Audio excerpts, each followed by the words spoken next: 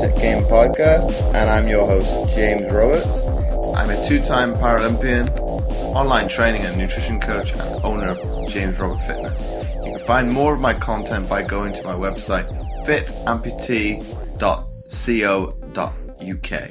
But before we get started with today's show, first off, let me take this opportunity to welcome back the regular listeners. And if this is your first time listening to the show, I hope you enjoy this episode and decide to subscribe to the show. I was alarmed while reading this article on livestrong.com about the most dangerous parts of your fast food meal isn't actually the food. However, if you thought the unhealthiest aspects of fast food were things like calorie-stuffed burgers or high fructose corn syrup-laden breakfast sandwiches, think again. According to a new study, traces of banned toxic chemicals proven to cause cancer have been found on an alarming number of fast food wrappers. The study, conducted by the Environmental Working Group, in other words EWG, tested 327 food packaging items ranging from sandwiches and pastry wrappers to French fry bags, pizza boxes and other paper and paperboard products from more than 27 different fast food chains. Obviously, this is a report come from the US. However, there's a lot of crossover you can see in other European fast food chains. Findings showed that a staggering 40% of the food packaging contained traces of fluorine coatings. The presence of fluorine is troubling because it's a likely indicator of perfluorinated chemicals, or PFCs.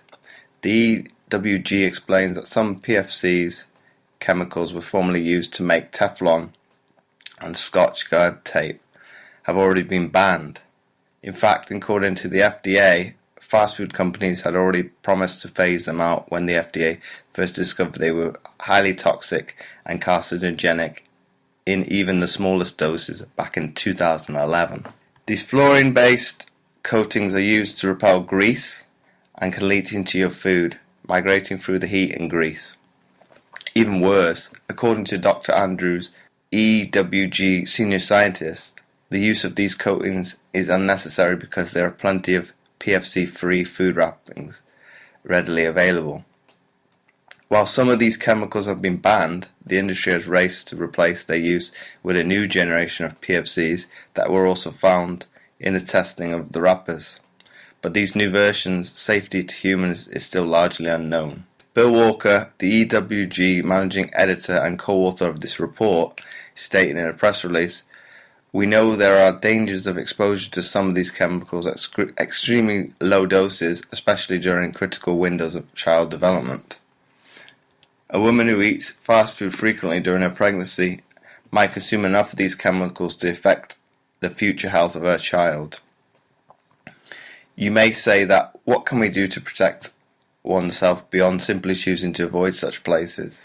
EWG says exposure to these chemicals in food wrappers can be reduced by eating fresh food, preparing meals at home, and avoiding the use of paper tableware or eating microwave popcorn. You can also hit up the EWG's Guide to Avoiding PFCs, which I've included the link in the show notes. And in conclusion, at government level, Andrews shared that anti-PFC legislation is already in works in California, which in my opinion is only the first step, but they have also sent letters out to the companies as well as put together a petition, which I've also included in the show notes for you to have a look at.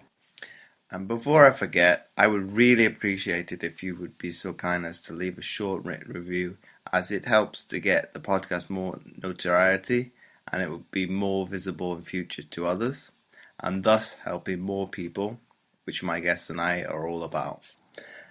Once again, thanks for listening, and I'll catch you next time for another episode of the Mindset Game podcast.